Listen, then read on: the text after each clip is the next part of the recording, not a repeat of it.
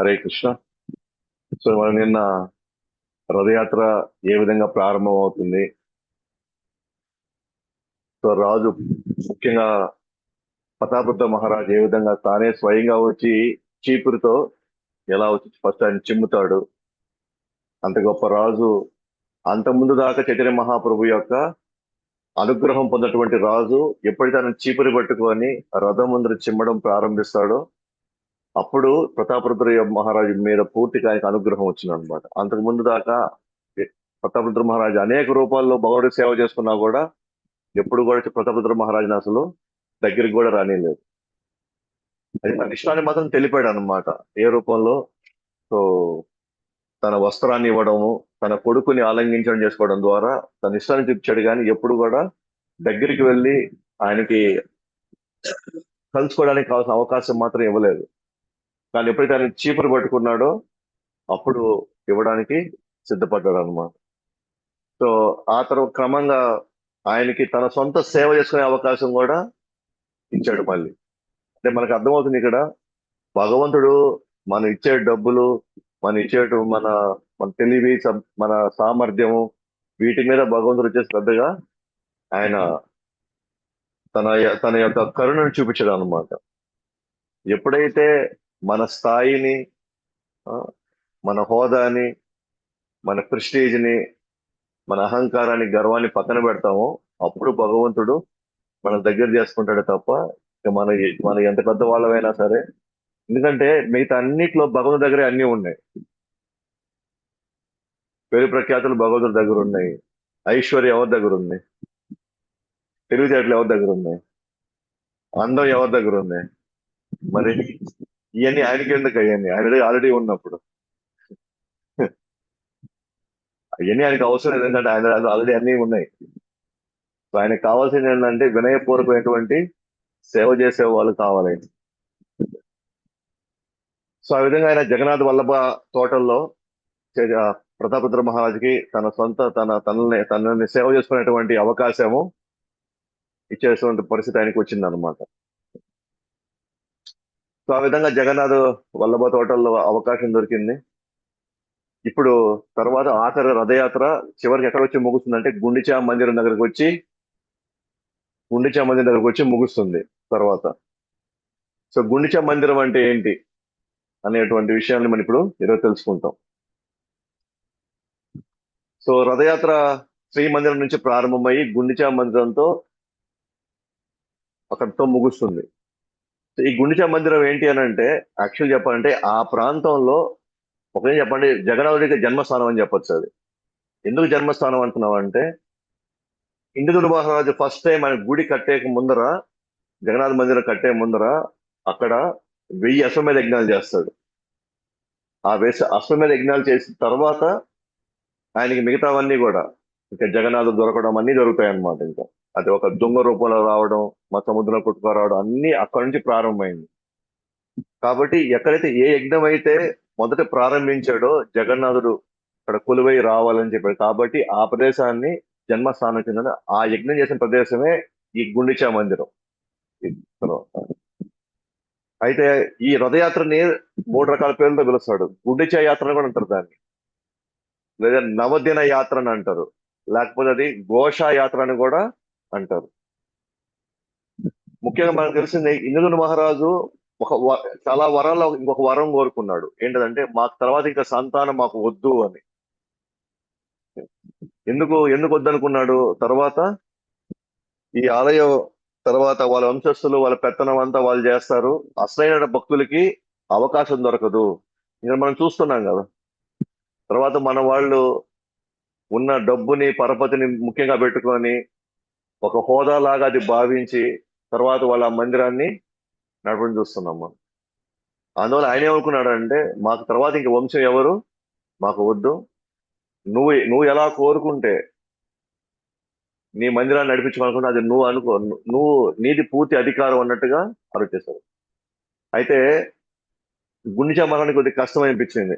Course ఆ నిర్ణయం భర్త తీసుకున్నాడు. గుండిచా మరణానికి కొద్దిగా కష్టం వేసింది. అది గమనించినటువంటి జగన్నాథుడు ఏమన్నాడంటే సంవత్సరంలో ఒకసారి 7 రోజులు మీకోసం నేను మీ స్థావరానికి వచ్చి మీరు మాకు సేవ చేసుకునేలాగా అవకాశం ఇస్తారు అనమాట. అంటే వాళ్ళ బిడ్డల్లాగా. సో జగన్ బలేశ్వర అనమాట. అందుకే గుండిచా మందిరానికి ఆఖరిగా వచ్చి ఆగి 7 రోజులు అక్కడ వాళ్ళ సేవ తీసుకొని మళ్ళీ 9వ రోజు మళ్ళీ తిరిగి వచ్చేస్తారు అనమాట. సో ఆ విధంగా సంతానం కోరుకోలేదు కనుక జగన్నాథుడు సంవత్సరానికి ఒకసారి సేవ చేసుకునే అవకాశం, ఆనందము గుండిచారానికి ఇవ్వడం జరుగుతుంది అనమాట. ఓకే. కాబట్టి ఈ విధంగా గుండిచా మందిరానికి వాళ్ళు వస్తారు. అయితే ఈ గుండిచా మందిరానికి రాక మునుపు 2 రోజుల ముందర ఆ మందిరాన్ని కడగడం జరుగుతుంది మొత్తం. ఇంద్రుడు మహారాజు గుండిచా మహారాణి అంటే ఇది ఇంచుమించు సత్యయుగంలో జరిగింది. ఇది ఈ సన్నివేశం ఎప్పుడు జరిగింది? సత్యయుగంలో. ఇప్పుడు ఎక్కడున్నాం? కలియుగంలో ఉన్నాం. సో ఈ రోజు ఉన్నటువంటి ఏదైతే భవనం అనుకుంటున్నామో ఇప్పుడు అది పెద్ద భవనం లాగా మనకు కనిపించదు. అయితే ఆ గుండిచా మందిరంగా అది కొలువై ఇప్పటికీ ఉంది అట్లానే, ఆ ప్లేస్ అంతా కూడా. అయితే రథయాత్ర ప్రారంభం అవుతుంది అనగా ముందు ఒక 2 రోజుల ముందర ఆ గుండిచా మందిరాన్ని కడగడం ప్రారంభిస్తారు. మొత్తం నీట్ గా కడగడం మొత్తం. ఎందుకని? జగన్నాథుడు వస్తున్నాడు కదా రథయాత్రతో వచ్చి ఇక్కడ 7 రోజులు గడిపి మళ్ళీ వెళ్ళాలి కాబట్టి మొత్తం మందిరాన్ని మొత్తాన్ని కూడా వాళ్ళు కడుగుతారు అన్నమాట. ఎవరు కడగడం ఎవరు స్టార్ట్ చేశారంటే చైతన్య మహాప్రభు స్వయంగా కలుగుతాడు. దేవాదేవుడు స్వయంగా వచ్చి కడగతాడు అని చైతన్య మహాప్రభు. ఇంత నిన్న నిన్న మనం మాట్లాడుకున్నాం ఏమని? ఇంద్రదుమ్న ప్రతాపరుద్ర మహారాజు చీపురు పట్టుకొని చిమ్మడం చూశాడు, చాలా ఆనందపడ్డాడు. మనం అనుకుంటాం అప్పుడప్పుడు మనమేనా అన్ని సేవల్ని చేసేది, భగవంతుడు ఎప్పుడు సేవలు చేయడా? మనం సేవలు చేస్తామంటే ఆయన మాత్రం కూర్చొని ఆ నువ్వు చేసావు, నువ్వు చేయలేదు, నువ్వు చేసావు, నువ్వు చేయలేదు అని కేవలం అజమాయిషి మాత్రం చేస్తుంటే, అజమాయిషి చేయడానికి ఆయన భగవంతుడు కాల, తన భక్తుల్ని ఏ విధంగా సంతోషపెట్టాలని మాత్రమే ఆయన భగవంతుడు నిత్యం ఆలోచిస్తుంటాడు అనమాట. సో కాబట్టి జగన్నాథ బలదేవ సుభద్ర మాత రథయాత్రలో గుండిచా మందిరం రాక మునుపే ఒక 2 రోజుల ముందర చైతన్య మహాప్రభు స్వయంగా వెళ్ళి మందిర మార్గంలో పాల్గొంటారు. ఆయన ఏ విధంగా పాల్గొంటాడంటే ఆ మందిరం ఎలాగంటే తన సొంత ప్రేమతో వచ్చే కన్నీళ్ళతో కడతాడు అనమాట మందిరాన్ని. మందిరం అంటే ఇట్లా అనుకోబాకండి ఇదంతా. ఓకేనా? అది ఒక 2 ఎకరాలు ఉంటుంది అది. ఓకేనా? మందిరము మొత్తం. సో తన ప్రేమాశ్రువులతో వచ్చినటువంటి ఆ నీళ్లతో కడుగుతాడు అనమాట. అది చాలా పెద్ద మందిరం అది. దాంతో ఆయన కడగడం చేస్తారు. సో మార్జనం అంటే కడగడం. సో మందిరం మార్జనం ఇది. మందిరం మార్జనం అంటే మందిరాన్ని మొత్తం కడగడం అన్నమాట. మనం కేవలం సేవకు పిలిచినప్పుడు ఇట్లా మందిరాన్ని మనం తుడవాలి, మందిరాన్ని మనం కడగాలి అనుకున్నప్పుడు దయచేసి అది ఇల్లు కడగడం లాగా అనుకోబోతుంది. ఓకేనా? మా ఇల్లు మేము కడుకోలేకపోతున్నాం, ఇంక మందిరం వచ్చి ఏం కడగతాం మేము? ఓకేనా? జనరల్ గా ఆలోచన వచ్చేస్తుంది. మేమే పర్మిషన్ పెట్టుకొని ఇల్లు కడుక్కుంటున్నాము, మేము వచ్చి మందిరం కడగాల. ఇల్లు కడుక్కునేది మందిరం కడేది ఒకటి కాదు. మందిరం కడుగుతున్నామంటే మనలో ఉన్న హృదయాన్ని కడుక్కుంటున్నట్టు. లేకపోతే డబ్బులు ఇచ్చే వాళ్ళు ఎవరో అడగరా? ఆ అదృష్టం మనకు కావాలి, అదృష్టం అది. ఓకేనా? చేసుకునేటువంటి భాగ్యం మనకి కలగాల. అలా కలగనప్పుడు అది మనం చేయలేనప్పుడు నిజంగా మనం ఒక మంచి అదృష్టాన్ని, మనకు వచ్చే భాగ్యాన్ని మనం వదులుకుంటున్నట్టు మనం. లేకపోతే చైతన్య మహాప్రభుకి స్వయంగా వచ్చి ఆయన కడగాల్సినంత అవసరము ఏం వచ్చింది ఆయనకి? ఆయన కనుసైగ చేస్తే 1000 మంది వస్తారు అక్కడ కడగడానికి. ఆయన కనుసైగ చేస్తే 1000 కాదు 10,000 మంది వచ్చి ఆ మందిరాన్ని కడతారు వచ్చి. కానీ ఆయన ఎందుకు వచ్చి పర్సనల్ గా వచ్చి ఎందుకు అడగాలి? ఎందుకంటే ఒక భక్తుడిగా వచ్చాడు కాబట్టి భక్తుడిగా ఎలా మనం జీవించాలి, ఎలా మన ఆచార వ్యవహారం ఎలా ఉండాలి, మన జీవన విధానం ఎలా ఉండాలి, మనం చేసే ప్రతి కార్యం వెనకాల ఎటువంటి భావం ఉండాలి అనేటువంటి విషయాన్ని తెలియడం కోసం ఆయన వచ్చాడు మళ్ళీ. సో కాబట్టి మందిరానికి రావడం, మందిరంలో సేవలు చేయడం, మందిరంలో ఉన్నటువంటి విషయాల్ని మనం జాగ్రత్తగా చూసుకోవడం అనేది మన జీవితాన్ని మనం జాగ్రత్తగా చూసుకుంటున్నాం. మన ఆలోచన సరళిని ఏ వైపు వెళ్తుందో మనం ఆలోచన ఆలోచన మనం చూసుకోవాలి. మనం ఎటువైపు వెళ్తున్నాయి, ఏం చేస్తున్నాం, ఏం జరుగుతా ఉంది, ఇదంతా కూడా మనం. కాబట్టి ఇల్లు కడుక్కోవడం, మందిరం కడుక్కోవడం ఒకటి కాదు. ఇంట్లో మన వాళ్ళ కోసం మనం చేసేది వేరు, ఓకేనా. భక్తుల కోసం చేసేటువంటి దృక్పథం, భక్తులుగా సేవ వేరు. కాబట్టి ఎట్లా మార్జనం చేస్తాడంటే, ఓకేనా, మందిరం అంతా తనతో పాటు చాలా మంది భక్తులు వచ్చినారు మందిరాన్ని కడగడానికి, ఓకేనా. మందిరం కడగడానికి ఎలా వచ్చారు అంటే, ఏ ఏ పద్ధతిలో కడుగుతున్నారు అని అంటే, చుట్టూ ఉన్న 2 ఎకరాలు మొత్తం కూడా, మొత్తం ఆల్రెడీ అంటే సంవత్సరం నుంచి పెద్దగా కడిగిన దాఖలా లేవు అవి. సంవత్సరం నుంచి రథయాత్ర అప్పుడు first time Chaitanya Mahaprabhu start చేశాడు ఆ కడగడం. అంటే ఎలా కడగాలో చూపిస్తాడు. మనం తీసుకున్నది ఏదైనా సరే, సేవ కింద తీసుకున్న ఏదైనా సరే ఎంత ఆ, ఎంత భక్తి భావంతో చేయాలి, ఎంత నీట్ గా, ఎంత శ్రద్ధగా చేయాలో కూడా చూపిస్తాడు. సో ఫస్ట్ పైన ఉన్నటువంటి గడ్డి గిడ్డి ఉన్నాయి కదా, పైన చుట్టూ అంత చెట్లు ఉంటాయి అనమాట, కొమ్మలు గిమ్మలు ఏవైతే ఉంటాయో అన్ని తీసి ఫస్ట్ కుప్పలు కుప్పలు చేస్తారు అనమాట. ఆ తర్వాత పెద్ద పెద్ద రాళ్ళు ఏమైనా ఉంటాయి, అన్ని ఒక కుప్పలు చేస్తారు. ఆ తర్వాత మీడియం సైజు రాళ్ళు, ఆ తర్వాత గులక రాళ్ళు, ఆ తర్వాత ఇట్లా కుప్పలు కుప్పలు కుప్పలుగా చేస్తారు అనమాట. ఇవన్నీ ఎత్తి పడేసిన తర్వాత మళ్ళీ రెండోసారి ఇంకేమైనా గడ్డి పోచ మిగిలి ఉంటే దాన్ని మళ్ళీ తీసుకొని వస్తారు మళ్ళీ. ఇప్పుడు గులకరాలు కూడా అయిపోయి, అంతకంటే ఇంకా చిన్న రాళ్ళు, అంత ఇంకా ఇంత చిన్న రాళ్ళు, ఆ తర్వాత ఇంకా మట్టి, మళ్ళీ అవంతా కూడా మళ్ళీ కుప్పలు కుప్పలుగా మళ్ళీ మళ్ళీ పోస్తారు. సో చైతన్య మహాప్రభు స్వయంగా తన వస్త్రాన్ని వాడతాడు అనమాట. తన చేతులు తన వస్త్రాన్ని వాడి దాంట్లో ఇట్లా వేసుకొని వచ్చి కుప్పలు కుప్పలు చేస్తామాట. ఇప్పుడు ఇక్కడ ఉన్నారు అనుకోండి, వీళ్ళందరికీ ఇది దగ్గర అయితే అందరూ కుప్పలు చేస్తారు. అట్లా మందిరం మొత్తంగా తీసుకుంటే ఎక్కడెక్కడ వాళ్ళు చిన్న చిన్న కుప్పలు చేస్తారు అనమాట. తన సొంత వస్త్రాలతో అవి మోసుకొని రావడం, తీసుకుని వెళ్ళి ఒక దగ్గర పెట్టడం జరుగుతూ ఉంటది. అట్లా ఒకసారి, 2 సార్లు, 3 సార్లు, 4 సార్లు, 5 సార్లు, ఇది క్రమంగా క్రమంగా క్రమంగా అది జరుగుతూనే ఉంటుంది. అది జరుగుతూనే ఉంటుంది. ఒకసారి అడిగింది కాదు, రెండోసారి అడిగింది కాదు, మూడోసారి అడిగింది కాదు. అట్లా సేకరిస్తా ఉంటే లాస్ట్ కి మిగిలిన ఇసుక రేణువులు కూడా,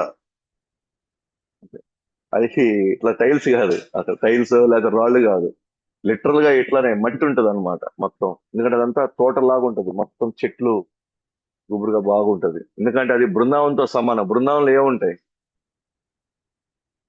చెట్లు ఉంటాయి. సో ఆ చెట్లు, కాబట్టి అక్కడంతా ఏముంది, అంత నేల అంతా ఎట్లా ఉంది, మట్టి నేల. కాబట్టి సేకరించి సేకరించి సేకరించి సేకరించి ఆ క్రమక్రమంగా కొద్ది కొద్దిగా తీసుకుంటూ దాన్ని బయటపడేస్తా ఉంటారు అన్నమాట. ఎవరైతే బాగా చేస్తారో వాళ్ళని పొగుడుతూ ఉంటాడు, ఎవరైతే సరిగ్గా చేయలేరో వాళ్ళని తిడుతూ ఉంటాడు అనమాట. ఎందుకంటే వీళ్ళలాగా చేయండి అని చెప్పేసి ఎగ్జాంపుల్ చెప్తుంటారు. వాళ్ళకి ఎవరైతే బాగా చేస్తారో మీరు వెళ్ళి 10 మందికి చూపించండి ఎలా చేయాలో అని కూడా చెప్తుంటాడు అనమాట. సో ఎవరైతే సరిగ్గా చేయరో వాళ్ళకి దండనిస్తాడు అనమాట. ఏ దండనిస్తాడంటే, నెక్స్ట్ మీరు కీరు, అందరికి మీరు కీరు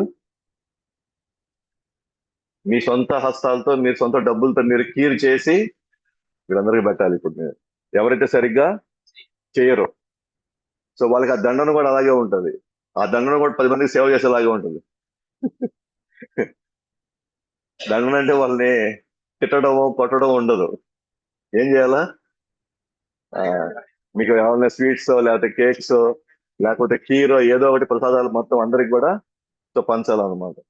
సో ఆ సేవలో ప్రతి ఒక్కరు కూడా, ఒకరు తీసుకెళ్ళడం, ఇంకో మంది 10 మందికి ఇవ్వడం, ఇంకొకరికి ఇవ్వడం, ఎంతో కూడా అందరినీ కృష్ణ కృష్ణ కృష్ణ కృష్ణ అని చెప్పేసి హరే కృష్ణ మంత్రం చేసుకుంటూ, కీర్తన చేసుకుంటూ, ఆ విధంగా వాళ్ళు ఆడతా పాడతా వాళ్ళు వాళ్ళ సేవలు వాళ్ళు చేసుకుంటున్నారు అనమాట. నిజంగా బయట నుంచి కానీ చూస్తే ఎలా ఉంది అంటే, చైతన్య మహాప్రభు ఒక్కడే కొన్ని వందల చేతులతో మొత్తం మందిరాన్ని క్లీన్ చేస్తున్నాడేమో అనేటువంటి ఒక భావన కలుగుతుంది అనమాట ఈ మందిరం మార్జన జరిగేటప్పుడు. కాబ సో ఆ విధంగా గమనిస్తే కనుక ఏ విధంగా ప్రతి ప్రతి ఇసుక రేణువును కూడా తీసి ప్రతి గది, చాలా గదులు ఉంటాయి అక్కడ, ప్రతి గది.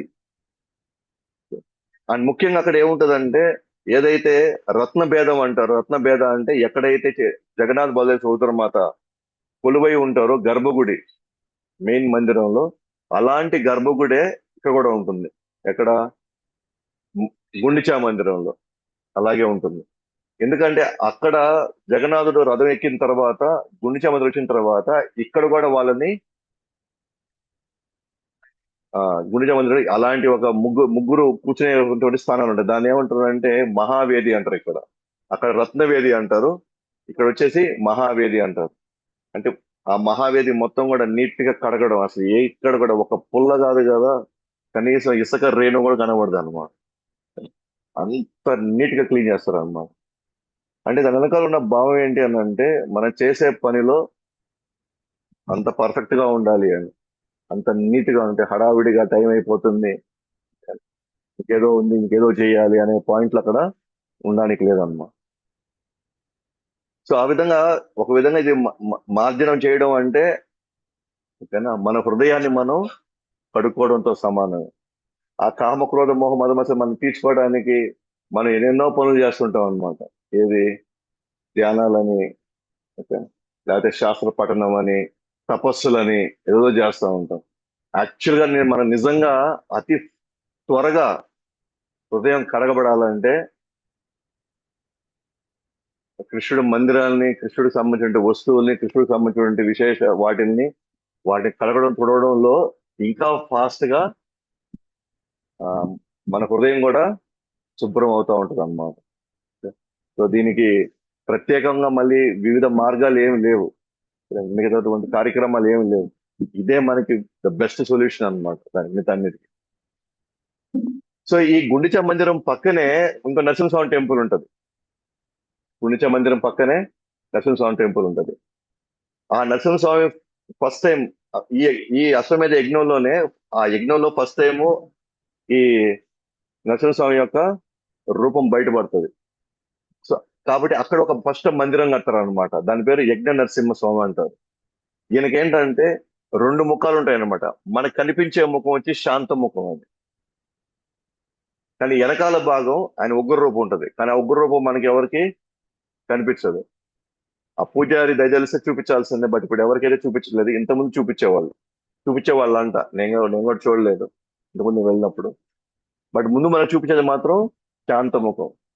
సో ఫస్ట్ టైం ఆయన యజ్ఞంలోంచి బయటకు వచ్చినప్పుడు, యజ్ఞంలో చూపించినప్పుడు చాలా భయంకరమైనటువంటి రూపంలో ఉన్నాడు అంట. భయం వేసేది అనమాట. తల మీద ఏమో అంతశేషుడు ఉన్నాడు. తన యొక్క ఆ ఒడిలో వచ్చేసి లక్ష్మీదేవి ఉంది. ఆ ఉగ్ర రూపము క్రమంగా శాంత రూపం కింద మారింది.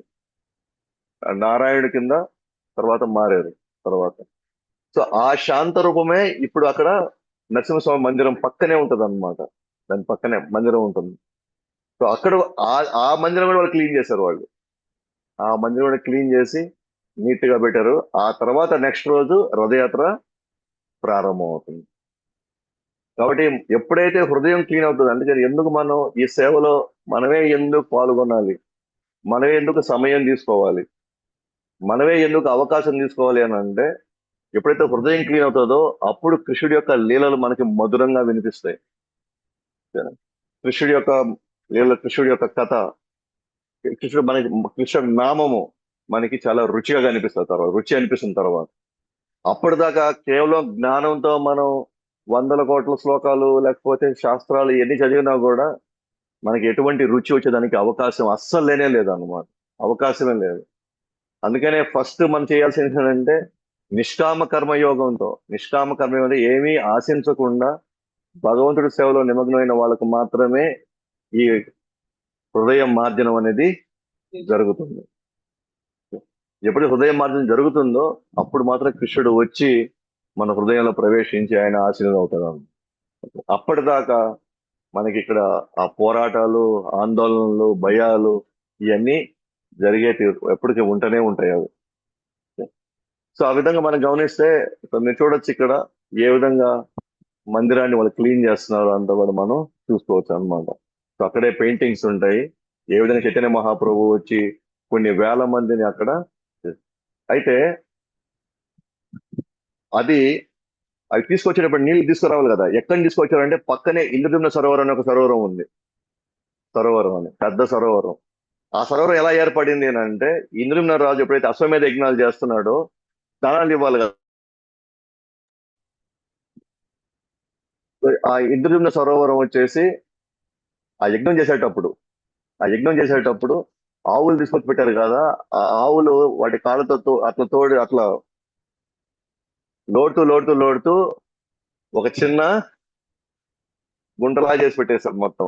దాంట్లో నీళ్ళు వచ్చిన తర్వాత అది ఇంద్రదుమ్న సరోవరం అయింది. అది అది అప్పుడు అప్పుడు నిండినటువంటి ఆ సరోవరం ఇప్పటి వరకు నీటిలో ఎప్పుడు కొరత రాల. కఠినమైనటువంటి ఎండాకాలంలో కూడా కొరత రాదన్నమాట. సో అట్లా ఏర్పడినటువంటి ఆ కోనేరు అన్నమాట. సో ఆ కోనేరు దాని ఇప్పుడు ఇంద్రదుమ్న సరోవరం అంటున్నారు. ఆ ఇంద్రదుమ్న సరోవరం నుంచే నీళ్లు తీసుకొచ్చేవాళ్ళు. వందల వేల బిందెలు రెడీగా పెట్టుకొని, అదే బిందెలు అంటే ఇప్పుడు కుండలు అన్నమాట. అవి తీసుకురావడం, వీళ్ళు హరికృష్ణ హరే కృష్ణ అనుకొని రావడం, ఆ పరిగెత్తి త్వరగా సజాడంలో ఒకసారి వాళ్ళు గుద్దుకోవడం, ఆ కుండలు పగిలిపోవడం, మళ్ళీ కొత్త కుండలు మళ్ళీ ఏర్పాటు చేసుకోవడం. సో ఈ విధంగా వాళ్ళు ఎంతో కోలాహలంగా ఎంతో ఆనందంగా ఆ సేవలు జరుగుతూ ఉండేది అనమాట అట్లా. సో ఆ మందిరానికి ఆ మార్జనం కావాల్సిన నీళ్ళన్నీ కూడా పక్కన ఇంద్రధనుమ సరోవరానికి కూడా మనం వెళ్తాము. సో దాని గురించి మనం చర్చించుకుంటాం మళ్ళీ తర్వాత. మొత్తానికి 5 పంచ మహాతీర్థాలు ఉన్నాయి పూరిలో. పంచ మహాతీర్థాలు ఉన్నాయి. దాంట్లో ఒకటి శ్వేతగంగ, 2 ఇంద్రధుమ్న సరోవరం, 3 మార్కండేయ సరోవరం, 4 రోహిణి కుండ్, 5 మహాసముద్రం. సో వీటి ఐదిటిని ఏమంటారంటే పంచమహాతీర్థాలు అంటారు. సో దాంట్లో ఒకటి ఇంద్రదుమ్న సరోవరం. ఓకే.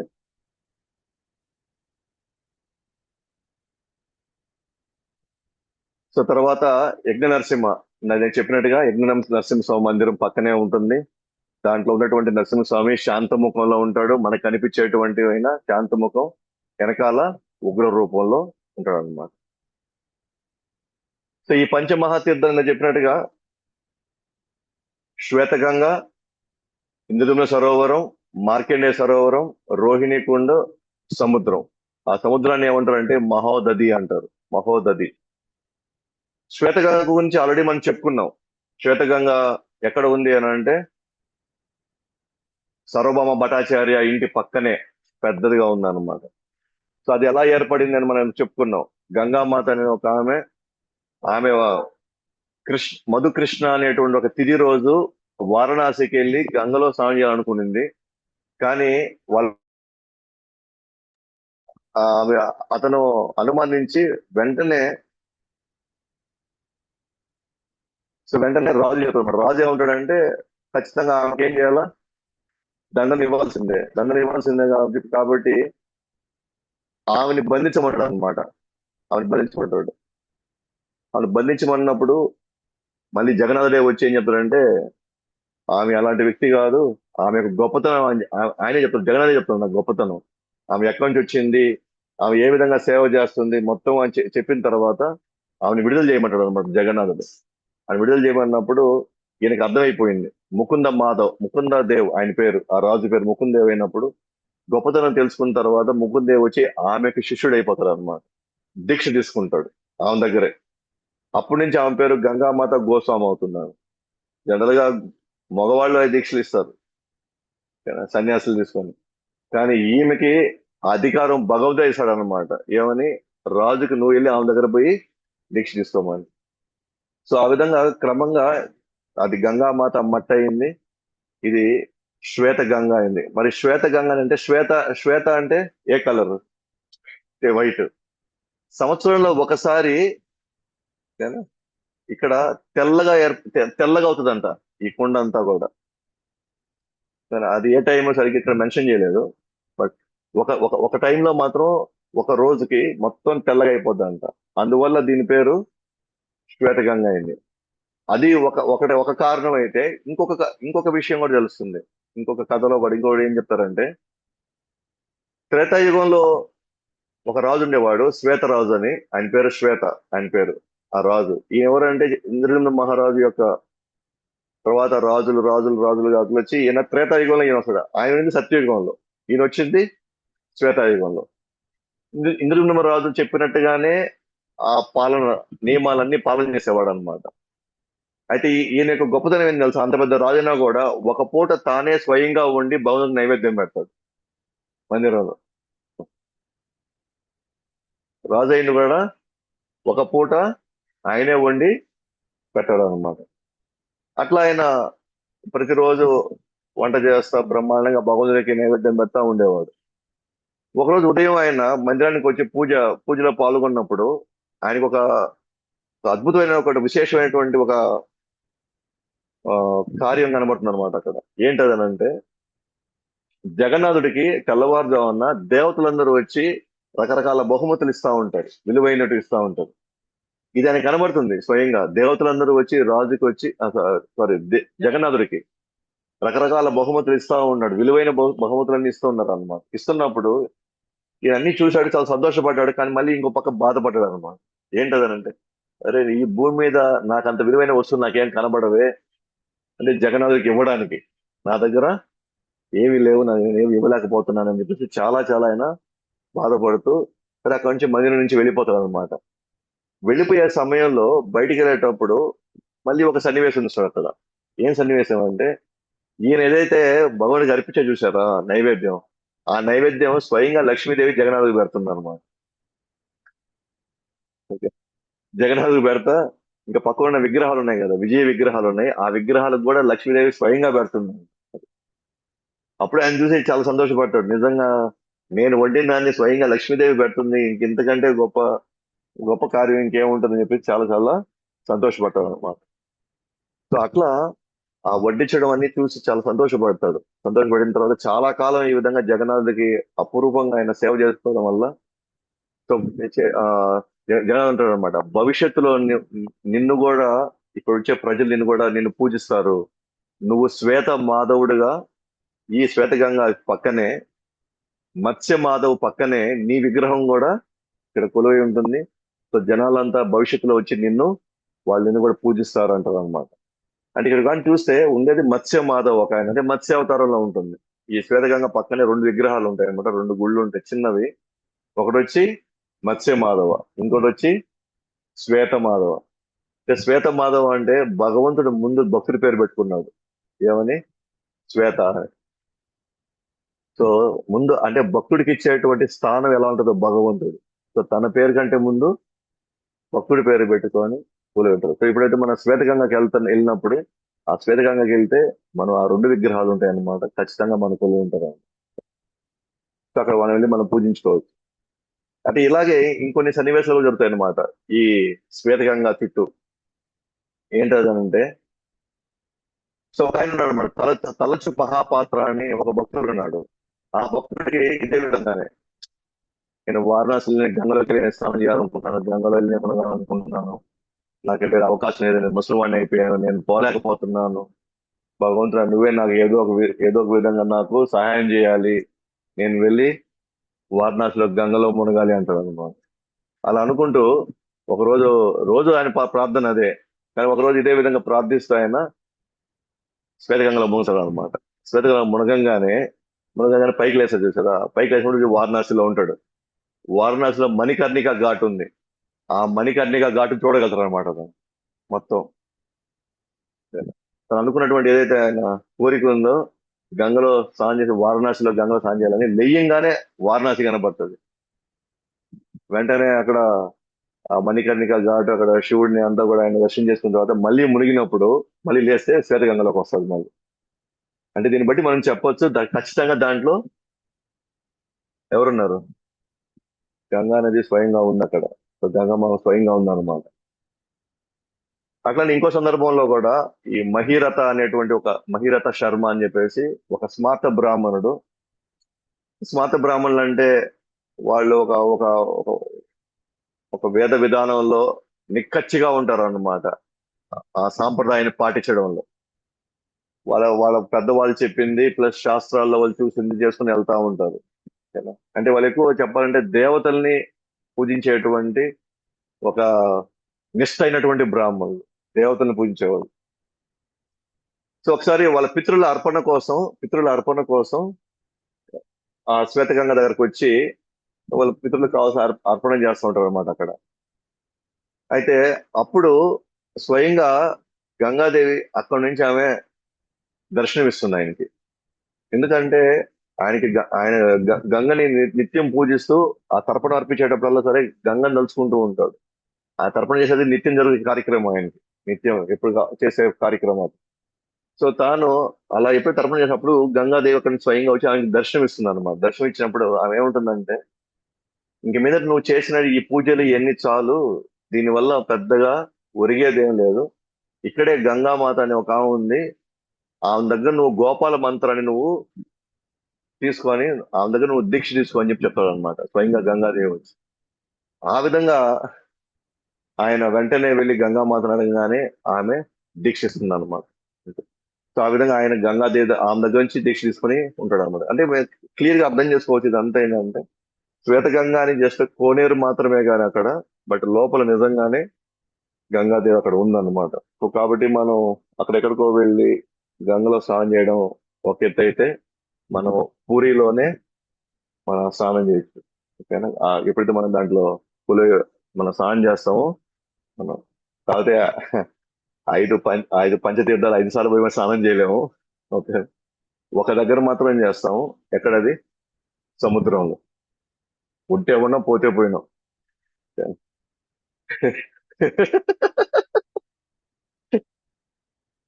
అంతే కదా. ఎవడి అవుతాడు ఈ సంసారాన్ని అంతా ఇవన్నీ చేసుకొని.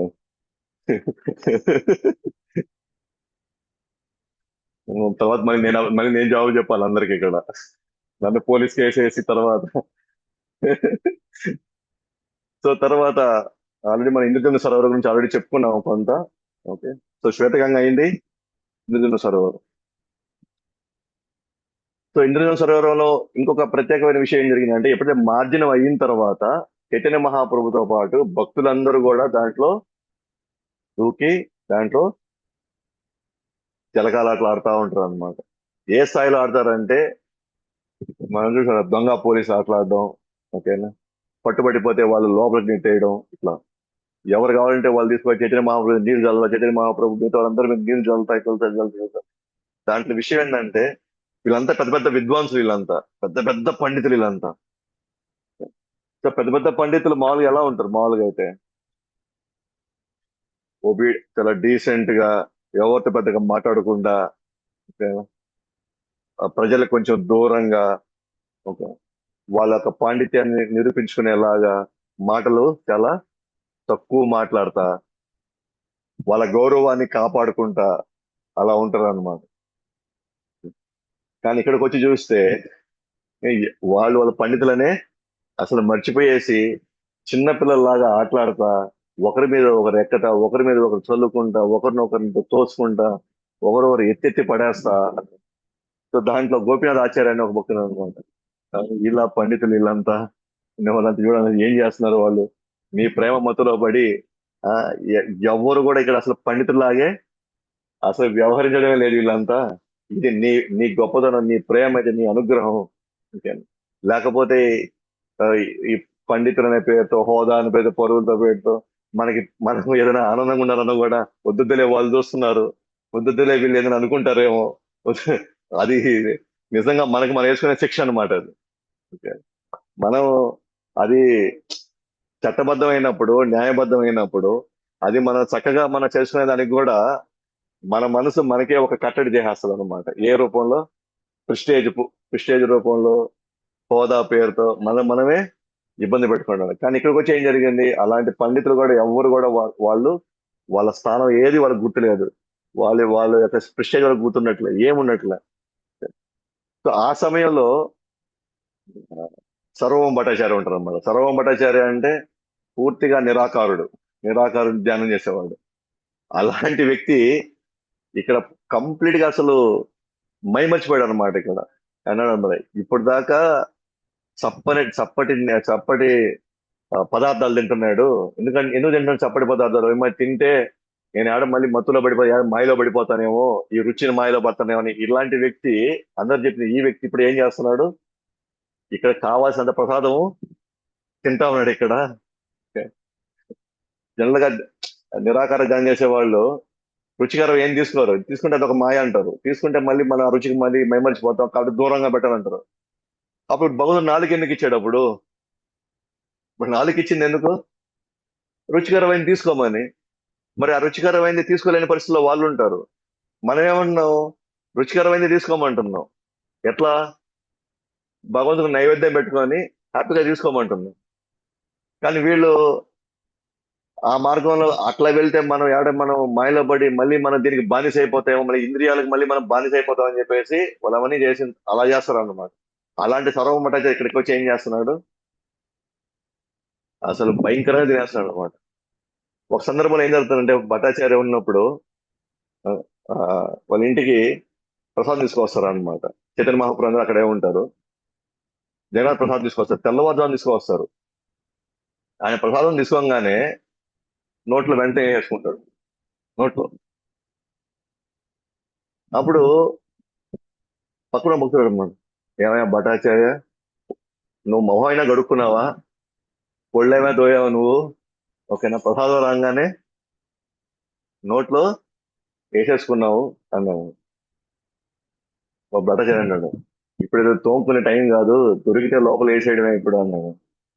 అంటే ఒకప్పుడు పద్ధతి కన్నా ఒక ఆ, ఒక ఒక నియమము ఇవన్నీ పెట్టుకున్నాడు. ఏం చేశాడు ఇప్పుడు?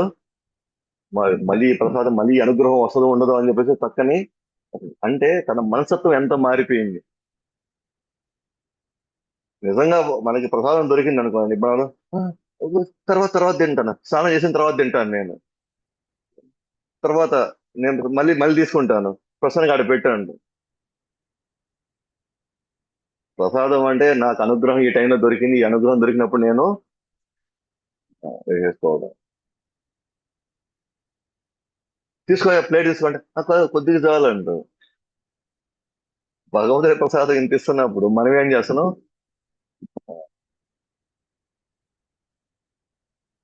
ప్రసాదం అని అంటే భగవానుడి యొక్క అనుగ్రహం. మనం వచ్చేది పులుసు అన్నం అని చూసాము, లేకపోతే ఇది ఉప్మా అని చూసి, లేకపోతే ఇంకోటి చూసాము అనుకోండి, మనం ఎట్లా చూస్తాం? ఉప్మా నాకొద్దు, లేకపోతే ఇది పులుసు అన్నం నాకొద్దు, రోజు ఇది గుగ్గుళ్ళ నాకొద్దు, లేకపోతే ఇది అదే అయితే.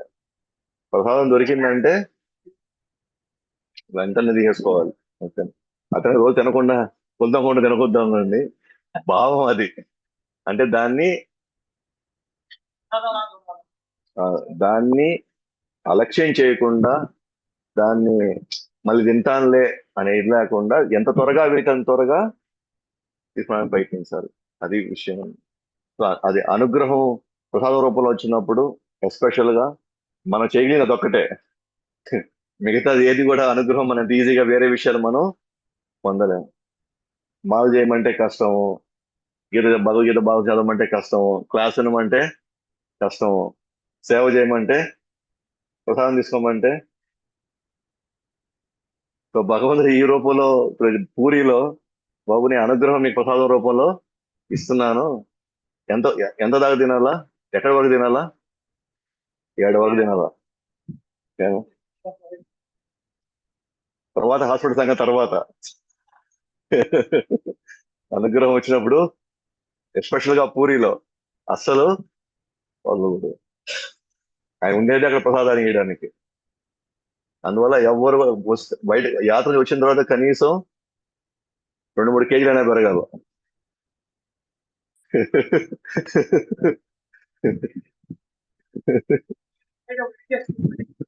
పోయేటప్పుడు తక్కువ తినేసి వెళ్ళండి. సో ఆ విధంగా ఇంద్రధనుల సరోవరంలో భగవంతుడితో అనేకమైనటువంటి జలకాలాటల్లో వాళ్ళు ఎవరో కూడా వాళ్ళు మర్చిపోయారన్నమాట భక్తులు. వాళ్ళ వాళ్ళ హోదా, వాళ్ళ స్థాయి, పండితులని కూడా వాళ్ళు మర్చిపోయేసి వాళ్ళ ఇష్టానుసారంగా హాయిగా ఎంతో హ్యాపీగా వాళ్ళు ఉన్నారు. మనం చూస్తుంటాం అప్పుడప్పుడు, మనం డ్యాన్స్ చేస్తూ ఉంటాం. మనకు కూడా ఫస్ట్ లో కొంచెం మొహమాటం ఉండేది. ఫస్ట్ లో పిలిచినప్పుడు కొద్ది కొద్దిగా "ఊ, ఆ, ఊ" అట్లా అట్లా అంటుంటారు. ఎందుకనంటే ఏమైనా చూస్తే ఏమనుకుంటారు అని. మళ్ళీ ఇది ఎవరికైనా పోయి చెప్తారేమో అని. సో అవన్నీ మనం మర్చిపోవాలి ఇప్పుడు. అవన్నీ మనం పట్టించుకోకూడదు ఇంకా. ఎప్పుడు మళ్ళీ చిన్నపిల్లల మనస్తత్వంలోకి రావడం అనేది గొప్ప వరం అది. లేకపోతే ఎప్పుడు ఈ బాధలు పెట్టుకొని రేపేం జరుగుతుందో, ఎల్లుండి ఏం జరుగుతుందో, గతం గురించి తెలుసుకుంటూ భవిష్యత్తు గురించి తెలుసుకుంటూ, అవి ఎలాగో అవి ఆగేటివి లేవు, అవి జరిగేటివి కాదు అవన్నీ. సో అవన్నీ పక్కకి వెళ్ళిపోవాలా. ఎస్పెషల్ గా కీర్తన చేసేటప్పుడు, ఎస్పెషల్ గా మనం పాడుకుంటూ నడుచుకుంటూ కీర్తన చేసేటప్పుడు మనకి ఎక్కడ అవకాశం ఉంటే అక్కడ మనం నృత్యంలో పాల్గొనడానికి మనం ప్రయత్నించాలి. ఎందుకంటే చైతన్య మహాప్రభుకి అంత ఇష్టం అన్నమాట. మనం కీర్తన చేస్తా నృత్యం చేస్తా ఉంటే చైతన్య మహాప్రభు ఇంకా ఇంకా అనుగ్రహం ఇస్తాడు ఇక్కడ. ఇక్కడ సాధన ఏంటి? ఇక్కడ సాధన ఏంటి?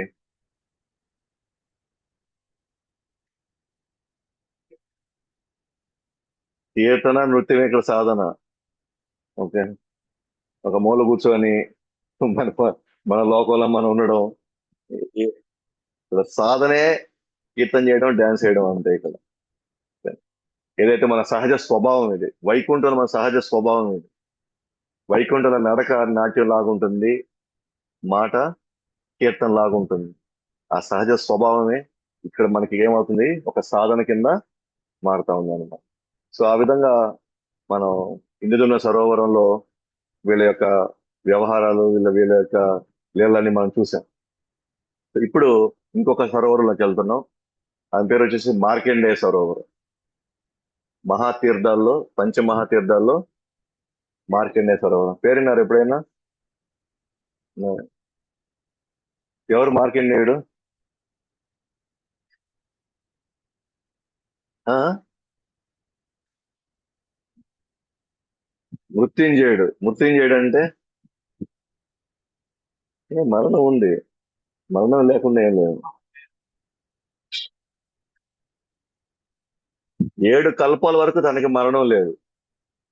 ఎన్ని కల్పాలు? 7 కల్పాలు అంటే బ్రహ్మ 7 రోజులు. 7 రోజుల వరకు తనకి మరణం లేదు. అంటే ఒక కల్పం అయిన తర్వాత ఇంకో కల్పం, ఒక కల్పం దాటి ఇంకో కల్పంకి వెళ్ళేటప్పుడు బ్రహ్మ అంటే 1000 ఆ, చతుర్యుగాలు, 1000 చతుర్యుగాలు ఒక పగలైతే, అలాగే 1000 చతుర్యుగాలు రాత్రి. సో 1000 చతుర్యుగాలు పగలైనప్పుడు ఆ పగల్లో సృష్టి నడుస్తూ ఉంటుంది.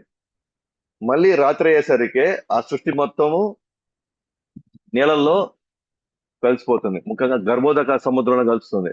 మొత్తం అవ్వదు ఆ టైంలో. బ్రహ్మ బ్రహ్మ పైన 4 లోకాలు బాగానే ఉంటాయి పైన, కానీ కింద భూమి అన్ని కూడా మునిగిపోతాయి అన్నమాట ఇవన్నీ. సో అట్లాగా ప్రతి కల్పం అయినప్పుడల్లా ఇట్లా మునిగిపోతా ఉంటుంది అనమాట. అట్లా 7 కల్పాలు మార్కండేయుడికి మరణం అనేది లేదు. అంటే 7 కల్పాల్లో రాత్రి పూట కదా అని చూడగలుగుతాడు. ఆ 1000 చతుర్యుగాలు మార్కండేయుడు చూడగలుగుతాడు. ఆడేం జరుగుతుందని. సో మార్కండేయుడు మాటల్లో ఏందో ఏం జరుగుతుందో అని. ఇక్కడ మార్కండేయ ముని ఇక్కడ నివసిస్తూ ఉన్నాడు. ఎక్కడ? పూరిలో. అక్కడ ఆ ఆ ఆ సరోవరంలో మార్కండేశ్వర మహాదేవ్ అని శివుణ్ణి ఆయన నిత్యం పూజిస్తున్నాడు ఈ మార్కండేయ సరోవరం దగ్గర. అతను 7 కల్పములు జీవించేటువంటి వరాన్ని అతను పొందాడు. 7 కల్పాలు. ఓకే, మనం చెప్పుకున్నాం. సో ప్రతి కల్పం తర్వాత గర్భోదక సముద్రంలో కొట్టుకుపోతున్నప్పుడు ఈయన కొట్టుకుపోతూ ఉన్నాడు అనమాట సముద్రంలో. అంటే అది నిండిపోద్ది అనమాట. ఆల్మోస్ట్ ఇంకా పైన ఉన్న 14 లోకాలు, 10 లోకాలు అది మూసేస్తుంది. నీళ్ళు వచ్చేస్తాయి. వీళ్ళందరూ మునిగిపోతారు. కింద ఉన్న మనమందరం కూడా మునిగిపోతాం. అప్పుడు ఆయన మునగడు, అప్పుడు దాంట్లో తేలుతాడు అనమాట. సో తేలుతున్నప్పుడు అతనికి ఒక ద్వీపం కనిపిస్తుంది. ఆ ద్వీపంలో ఒక వటవృక్షం కనిపిస్తుంది అనమాట. అక్కడి నుంచి ఎవరో ఇతను పిలుస్తున్నట్టు తనకి శబ్దం వస్తుంది అనమాట. ఎవరో పిలుస్తున్నట్టు ఉన్నారు. ఈయన ఈదుతూ ఉన్నాడు అనమాట సముద్రంలో. ఎవరు కనబడలే, మొత్తం చీకటే అక్కడ. ఈయన ఒక్కడు మాత్రమే అక్కడ ఆ అలల నుంచి తప్పించుకొని ఎక్కడో దగ్గర అతను సేద తెచ్చుకోవడానికి ఆయన ప్రయత్నిస్తున్నాడు. అక్కడ ఒక దీపం కనిపిస్తుంది. ఆ దీపం ఏముంది? ఒక వటవృక్షం కనబడుతుంది. అక్కడ నుంచి ఆయనకి తన తన పేరుతో ఎవరు పిలుస్తున్నట్టు తనకి వినిపిస్తా ఉంది అనమాట. అప్పుడు ఆయన దీపం వైపు వెళ్ళినప్పుడు యాక్చువల్గా ఆ దీపం పేరే పురుషోత్తమ క్షేత్రం అన్నమాట. ఏంటది? పూరి. నిజమైన పూరి మాత్రం మునగదు. ఇవన్నీ ప్రళయాన్ని వచ్చినప్పుడు ఇవన్నీ మునిగిపోయినా కూడా పూరి మాత్రం మునగదు. అప్పుడు ఈయనకి కనబడుతుంది, ఈ పురుషోత్తమ క్షేత్రం ఆయనకి కనబడుతుంది, ఈ ద్వీపమే. సరే అబ్బాయి, సరే ఈ దీపం దగ్గర వచ్చాము, వటవృక్షం కనబడుతుంది కదా, అసలు ఏంటి ఆ వటవృక్షం చెప్పి అక్కడికి వెళ్ళి చూస్తే అక్కడ లక్ష్మీనారాయణ ఉంటారు అన్నమాట. సో ఆ లక్ష్మీనారాయణ ఏమంటారంటే, ఆయన దర్శించారు, దర్శించిన తర్వాత సంతోషపడ్డాడు మార్కండేయ ఋషి. మార్కండేయ ఋషి చెప్పింది అంటే ఆయన ప్రార్థించాడు అనమాట, నన్ను ఎట్లా కట్టలాగా ఈ ప్రళయం నుంచి నన్ను కాపాడండి అన్నప్పుడు ఆయన ఏమన్నాడంటే, సరే ఈ వటవృక్షాన్ని నువ్వు ఎక్కిన తర్వాత నువ్వు పోయి చూడు నీకేం కనబడుతుందో అంటాడు అనమాట. ఆయన ఇట్లా ప్రార్థించగానే ఆ వృక్షం ఎక్కమంటాడు. వృక్షం ఎక్కిన తర్వాత అక్కడ చూస్తే ఒక ఆకు పైన వటపత్ర సాయి, అంటే ఎవరు? సాయిబాబా గారైనా ఆ కృష్ణుడు బొటనవేలు, తన బొటనవేలు తానే ఆ తానే నోట్లో పెట్టుకొని దాన్ని దాని మాధుర్యాన్ని ఆయన ఆస్వాదిస్తా ఉన్నాడు అనమాట. ఎప్పుడైతే ఆయన ఆ వటవృక్షంలో వటపత్ర సాయిని చూస్తాడో, చూసిన వెంటనే ఓకే, ఆయన నోరు తెరవంగానే మార్కండేయ ఋషి దాని నోట్లోకి వెళ్ళిపోతాడు. నోట్లోకి వెళ్ళిపోయిన తర్వాత ఇంకా ఈ నెక్స్ట్ ఉండే కదా ఈ కాలం అంతా 1000 సంవత్సరాలు, అది 1000 చతుర్యుగాలు. ఆ సమయంలో ఆయన నోట్లోకి వెళ్ళి ఆయన పొట్టలో ఉన్నటువంటి 14 లోకాలని చూసేసి, ఎప్పుడైతే ఆయన 1000 సంవత్సరాలు అవుద్ది కదా, 1000 చతుర్యుగాలు అయిపోయిన తర్వాత మళ్ళీ బయటకు వచ్చేసరికి ఆ కాలం అయిపోతుంది, మళ్ళీ కొత్త కల్పము స్టార్ట్ అవుతుంది అనమాట. అప్పుడు ఆయన చూశాడు అనమాట, ఈ గొప్ప బాలులో ఉన్నటువంటి లోపల వచ్చి ఆ దర్శనం 14 లోకాల దర్శనం చేసి బయటికి రావడంతో ఈ పురుషోత్తముడి యొక్క దర్శనం జరుగుతుంది. ఆయన ఉండేది పురుషోత్తమ క్షేత్రంలోనే ఆయన ఉన్నాడు అనమాట.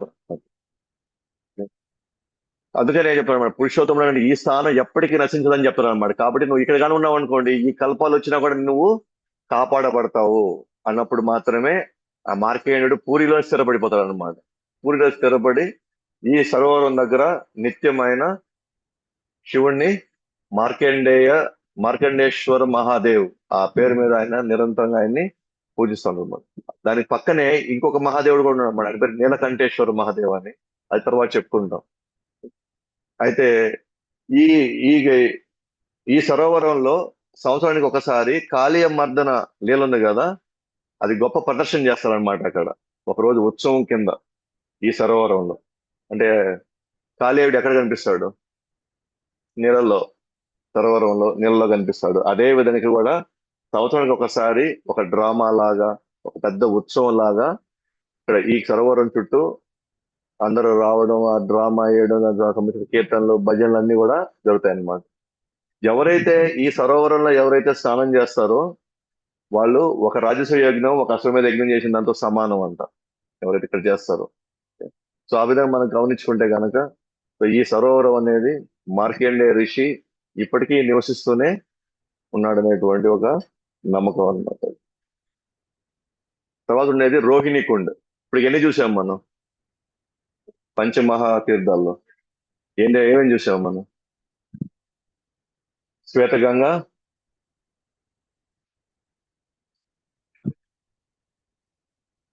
ఇంద్రజుమ్న సరోవరం, మార్కండేయ సరోవరం. ఓకే, 3 చూసాం. ఇప్పుడు 4వ చూడబోతాం, రోహిణి కుండ్.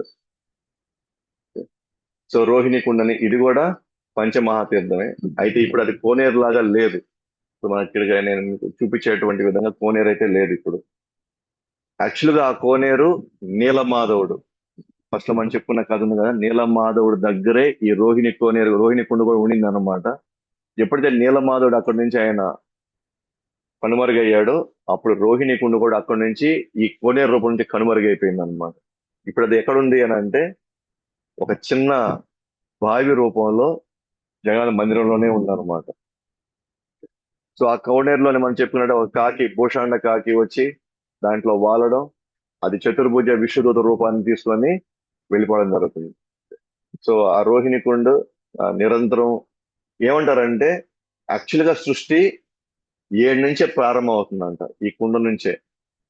మళ్ళీ బ్రహ్మ, అదే ప్రళయం అంతా అయిన తర్వాత మళ్ళీ మొత్తం వచ్చి ఈ కుండలో నుంచి మళ్ళీ లోపలికి వెళ్ళిపోద్దంట. సో ఈ ఈ పంచమహాతీర్థాల ప్రతి దగ్గరికి వెళ్ళి మనం ఖచ్చితంగా నీళ్లను మనం ఖచ్చితంగా చల్లుకోవాల్సిందే మనం. సో ఆ విధంగా రోహిణి కుండ ఆల్రెడీ మనం చెప్పుకున్నాం దాని గురించి. అది జగన్నాథ మందిరం చెప్పేటప్పుడు చెప్పుకున్నాం దాని గురించి. ఇంకా ఫైనల్ గా వచ్చింది సముద్రం. ఓకే. సో సముద్రం, దీన్ని మహాదొది అని అంటారు, దీన్ని నీల సాగర్ అని అంటారు. నీల సాగర్ అంటే బులుగు రంగులో ఉంటుంది అక్కడ. నీల సాగర, నీలాచల్, ఇక్కడ ఉన్నటువంటి ఉండే కొండ కూడా బ్లూగా కనబడుతుంది. ఆ కొండలో నీలకందర ఉంది, అంటే ఒక నీల రంగులో ఒక గుహ ఉంది అనమాట. ఆ గుహలో ఉండేవాడు ఎవరు? నీలమాధవుడు. అన్ని నీల రంగులో ఉంటుంది, అందుకే దీన్ని నీలాచల ధామ్ అంటారు మొత్తం. సో నీల సాగర, నీలాచల, నీలకందర అనేటువంటి గుహ, నాలుగోది నీల మాధవ. సో ఈ సముద్రం నుంచే ఫస్ట్ టైం ఆ వేప దుంగ కొట్టుకొని రావడం, జగన్నాథ్ బలదేవ్ సోదరు మాకు చెక్కినటువంటి వేప దుంగ ఇక్కడ నుంచే కొట్టుకొని రాదు, మొదటిసారి కొట్టుకొని రావడం. ఆ ఒడ్డున ఒక ప్రదేశం ఉంది, బంకి మొహానా అనే ఒక ప్రదేశం ఉంది, అక్కడికి వచ్చి ఆ దొంగ వచ్చి అక్కడ నిలుస్తుంది అనమాట, అక్కడ ఆగిపోతుంది అక్కడ. సో అప్పటి వరకు దీన్ని సముద్రం, ఆ, ఒక ప్రత్యేకమైన సముద్రం కింద, ఒక దివ్యమైన సముద్రం కింద చూశారు. ఎందుకంటే దొంగ అక్కడి నుంచి కొట్టుకొని వచ్చింది జగన్నాథుడి. అయితే దానికి ప్రాముఖ్యత ఎప్పటి నుంచి స్టార్ట్ అయింది అని అంటే, ఇది కూడా ఒక మహాతీర్థం అనేటువంటి ప్రాముఖ్యత ఎప్పటి నుంచి స్టార్ట్ అయిందంటే, ఎప్పుడైతే చైతన్య మహాప్రభు వచ్చిన తర్వాత ప్రతి రోజు వెళ్ళి సముద్రంలో స్నానం చేస్తాడు. సముద్రంలో స్నానం చేసి అక్కడి నుంచి జగన్నాథుడి యొక్క సుదర్శన చక్రాన్ని పైన అక్కడి నుంచి దర్శనం చేసుకొని అక్కడ ప్రణామాసం దర్శనం చేసుకుంటారు అనమాట. సో ప్రతిరోజు ఆయన అక్కడికి వచ్చి స్నానం చేస్తాడు. సో భగవంతుడి స్నానం చేసిన దాన్ని ఏమంటారు అప్పుడు? తీర్థం అంటారు. ఇది మహాతీర్థం అని అది కూడా. అయితే ఎవరు వచ్చినా సరే బెంగాల్ నుంచి కానీ తన వద్దకు ఎవరు వచ్చినా సరే ఫస్ట్ టైం రాజా ఫస్ట్ వెళ్ళి అక్కడ పోయి స్నానం చేయండి అంటారు. అక్కడికి వెళ్ళి స్నానం చేసి తర్వాత ఎక్కడికి వెళ్ళాలా? జగన్నాథ్ దర్శించుకొని ఆ తర్వాత ప్రసాదం తీసుకొని ఆ తర్వాత రూమ్కి వెళ్ళండి అంటాడు వచ్చిన ప్రతి ఒక్కరిని. సో కంపల్సరీగా అక్కడ స్నానం చేయాలి. ఓకే. వచ్చా ఎంతమంది గీత ఇక్కడ సముద్ర స్నానం చేసే గజ ఈతగాళ్ళు? అందరికి వచ్చినట్టే ఉందా? ఓకే. అదే ఎవరెవరికి రాదు చేయటం ఎవరు చేయత్తలే ఇక్కడ.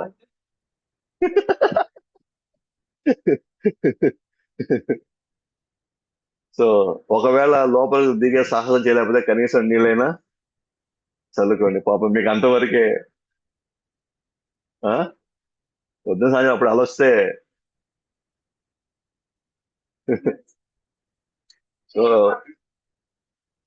సో కాబట్టి పంచమహాతీర్థాలు ఎక్కడ మనం చేసే అవకాశం మనకు దొరకదు, ఒక సముద్రం దొరుకుతుంది. సో దానికి ప్రత్యేకంగా టైం ఇచ్చుకొని కంపల్సరీగా అక్కడ మనం చేస్తాం. ఇంకా చైతన్య మహాప్రభు స్వయంగా అక్కడ ప్రతిరోజు చేశాడు అనమాట. అక్కడ ఉన్నంత వరకు ఆయన ఉండింది ఇంచుమించు 24 సంవత్సరాలు ఉన్నాడు పూరిలోనే. 24 సంవత్సరాలు, 24 సంవత్సరాలు రోజు ఆయన సముద్ర స్నానం చేశాడు. సో అది ఆయనకి ఎలాగని. సో ఒకసారి పౌర్ణమి రోజు ఆయన సముద్ర ఒడ్డున పోతూ పోతూ ఉన్నాడు అనమాట. ఆ సముద్రం ఆ పౌర్ణమి రోజుకి ఆ వచ్చే ఆ కిరణాలకి సముద్రం ఎలా కనిపించింది అంటే ఆయనకి నల్లగా యమున అలా కనిపించింది అనమాట. ఎప్పుడైతే యమున అలా కనిపించిందో ఆయనకి ఇంకా భావవేశంలోకి వెళ్ళిపోయాడు అనమాట. ఆయనకి బృందావనం గుర్తు చేసింది, ఆ యమునా నది గుర్తు చేసింది. ఆ యమునా నదిలో ఆయనకి గోపికలు కృష్ణుడు వాళ్ళ నావలో వెళ్తున్నట్టు వాళ్ళు చేసిన లీలలన్నీ గుర్తుకొచ్చేసాయి అనమాట. ఎప్పుడైతే ఆయన మదిలోకి ఎన్ని స్పృశించేసాయో వెంటనే పోయి దూకేశాడు అనమాట వెళ్ళి. ఎందుకంటే యమునాలో పోయి వాళ్ళ దగ్గరికి వెళ్ళి ఆ లీలలో ఆయన కూడా పాల్గొనాలని చెప్పేసి. ఎప్పుడైతే దాంట్లో పడిపోయాడు ఇంకా ఆయన బాహ్య స్ఫూర్తి అంతా మర్చిపోయాడు ఇంకా అతను. చెప్పాలంటే ఒక కొయ్యలాగా ఒక కట్టెలాగా వెళ్ళిపోతున్నాడు అనమాట సముద్రంలోకి. అది కొట్టుకు వెళ్ళిపోతుంది సముద్రం, అలలు తీసుకెళ్ళిపోతా ఉంది అనమాట. అట్లా తీసుకొని పోయి పోయి పోయి పోయి పోయి అది కొడారి పైకి వెళ్ళిపోతుంది అది. ఈ లోపల భక్తులంతా కూడా ఎటు పోయాడు ఈయన, ఇంకా టైం అయిపోయింది ఇంకా రాలేదు ఎక్కడికి వెళ్ళాడని చెప్పేసి పూరి ఏదో ఎడుతున్నారనమాట. నిత్యానంద మహాప్రభు, స్వరూప్ దామోదర్, రామానంద రాయ్, ఇట్లా చాలా మంది, వాసుదేవ ఘోష్, భక్తులు తిరుగుతా ఉన్నారు అందరూ అడుగుతున్నారు అన్నమాట. ఇటువైపు ఏమన్నా సన్యాసి వచ్చాడు, ఇటువైపు ఏమైనా సన్యాసి వచ్చాడా అని వెతుకుతూ వెతుకుతూ వెతుకుతూ వెళ్తున్నారు అనమాట. ఎక్కడ కానీ ఎవరికి ఎవరు సరిగ్గా సమాధానం చెప్పట్లే. ఇంకా భక్తులందరూ కూడా చాలా ఆందోళన పడుతూ చైతన్య మహాప్రభు ఎక్కడం ఎక్కువ అయిందనమాట. సరే చూసారు చూసారు, ఇంకా లాస్ట్ కి ఒకటే వాళ్ళకి డౌట్ అనమాట, సముద్రం వైపు వెళ్ళిపోయాడు అయింది. ఇంకా సముద్రం వైపు వెళ్ళిపోతే ఇంకెక్కడ పోయి ఎతకాలి, దానికి అంతం ఎక్కడ ఉంది ఇంకా, ఈ ఈ సముద్రం ఎక్కడ తీసుకెళ్తుంది అతన్ని అని చెప్పి చాలా ఆందోళనలో ఉన్నారనమాట. సరే ఒడ్డున ఉండి చూస్తున్నారు, రకరకాల మంది వచ్చి చెప్తున్నారు, కనబడలేదు కనబడలేదు చెప్తున్నారు అని చెప్పేసరికి ఒక మత్స్యకారుడు ఏనా వస్తున్నాడు అనమాట. వస్తూ వస్తూ వస్తూ వస్తూ ఆయన హరే కృష్ణ మంత్రాన్ని నిరంతరంగా అంటున్నాడు. ఓకే, అంటూ పిచ్చి పిచ్చిగా డాన్స్ చేస్తున్నాడు. తను కూడా బాహ్య స్మృతి మర్చిపోయేసి మనం భావవేషంలోకి వెళ్ళిపోయి ఉన్నాడు. ఆహా. గట్టి గట్టిగా హరే కృష్ణ మంత్రం అంటున్నాడు, ఎటటో డాన్స్ చేస్తున్నాడు, ఎటటో అడుగులు వేస్తున్నాయి, పడతా ఉన్నాయి, అటు ఇటు ఇటు అటు పోతా ఉన్నాడు అనమాట. నాకు డౌట్ వచ్చేసింది, ఓ, ఈయన సముద్రం అయిపోయాడు, సముద్రం నుంచి వస్తున్నాడు ఈ మత్స్యకారుడు, వేటకెళ్ళాడు వస్తున్నాడు. వస్తే చూస్తే మొత్తం ఒక భక్తుడు ఏ విధంగా అయితే కృష్ణ ప్రేమకు లోనవుతాడో, ఆ భక్తుడు ఎలా అయితే ప్రవర్తిస్తాడో ఆ విధంగా అతను ప్రవర్తిస్తున్నాడు అతను. వాళ్ళకి ఎందుకు అనిపించింది ఈ ఈ భక్తుడు, అదే ఈ మత్స్యకారుడు ఈ కృష్ణ ప్రేమతో నిండిన విధంగా అతను ఎందుకు, వాళ్ళకి ఎందుకు అనిపించింది? ఎక్కడో ఇతను ఇతని మాపలు టచ్ అయి ఉంటాడు ఇతను, లేకపోతే ఎవరికి ఈ పిచ్చి పట్టదు, ఆ భావనకు అసలు రాలేరు. ఇతను సముద్రం నుంచి వస్తున్నాడు అంటే ఎక్కడో చైతన్య మహాప్రభు తగిలాడు అక్కడ ఇతనికి. లేకపోతే అసలు భక్తిలో ఏమాత్రం సంబంధం లేని, లేకపోతే అటువంటి సాధనతో ఎటువంటి సంబంధం లేని వ్యక్తి నిరంతరం హరే కృష్ణ మంత్రం అటు కళ్ళలోంచి నీళ్ళు వస్తా, ఆ ఒళ్ళంతా గగురు పుడిచినట్టు ఈ పిచ్చి పిచ్చిగా డాన్స్ చేస్తా కీర్తన పాడుతా ఉన్నాడంటే, ఇది ఖచ్చితంగా ఇతను చైతన్య మహాప్రభుని ఖచ్చితంగా ఎక్కడో దగ్గర ఆయన చూసి ఉంటాడు, లేకపోతే ఏదో జరిగి ఉంటుంది, ఖచ్చితంగా ఇతనికి తెలుసు ఎక్కడ ఉన్నాడు అని చెప్పేసి. అప్పుడు వెళ్ళి అతను అడుగుతాడు అనమాట, ఏం జరిగింది ఏం జరిగింది, ఎట్లా అసలు ఏ విధానం అంటే తనకి అర్థం కావట్లేదు, నన్ను దెయ్యం పట్టుకుంది నన్ను, ఏనా ఈ నాకే అర్థం కావట్లేదు, ఎట్లా ఈ నా మంత్రం వస్తామని మంత్రం వస్తామని నాకే అర్థం కావట్లేదు, అసలు నా కంట్రోల్ నేను లేను, నా అడుగులు ఎట్లా పడతాయని నాకే అర్థం కావట్లేదు అన్నాడు అన్నమాట. సరే సరే అసలు ఏం జరిగిందో చెప్పు అన్నాడు. నేను లోపలికి వెళ్ళాను, లోపలికి వెళ్ళిన తర్వాత నా వల వేసాను, వల వేసిన తర్వాత నేను చూశాను, బాగా ఘనంగా ఒకటి పడింది అనుకున్నాను నేను, మంచి చేప ఇక్కడ పడిందని నేను అనుకున్నాను. సరే అని చెప్పేసి ఆవేశంలో మొత్తం ఇట్లా లాగాను, కొన్ని చేపలతో పాటు ఈ వ్యక్తి కూడా పడినాడు. నేను ఒకటే చెప్పండి, అతను మరణావస్థలో ఉన్నాడు అతను. అసలు ఎందుకంటే ఎటువంటి కదలికలు లేవు, శరీరంలో ఎటువంటి కదలికలు లేవు, కళ్ళేమో కళ్ళు గుడ్లు బయటకు వచ్చేసినట్టున్నాయి, ఈ ఏమో చేతులు, ఇవన్నీ చేతులు ఇవన్నీ ఎక్కడైతే జాయింట్స్ ఉన్నాయి కదా, ఇవన్నీ ఊడిపోయినట్టున్నాయి అసలు.